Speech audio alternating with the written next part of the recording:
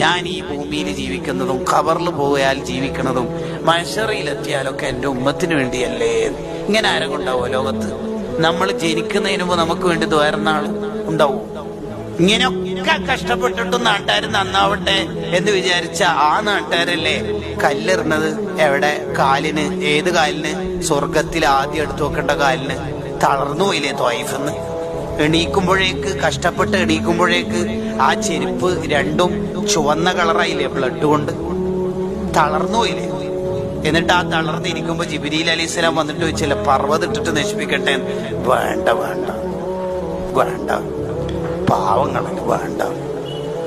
എല്ലാം ആരങ്ങുണ്ടാവോ ലോകത്ത്? അല്ലാഹു മഹ്ദി ഖൗമി, പിള്ളറാന്ന ഒരു ഫൈനഹും ലാ യഅലമൂൻ, ഒരു അറിവില്ലാത്തോണ്ടാണ് ഓരോ നന്നാക്കണേന്നല്ലേ ദ്വാരുന്നത്. ഇങ്ങനെ ആരുണ്ടാവോ ലോകത്ത്? നിങ്ങൾ പറയും, എന്താണ് അവിടുത്തെ മനസ്സിന്റെ വിശാലത?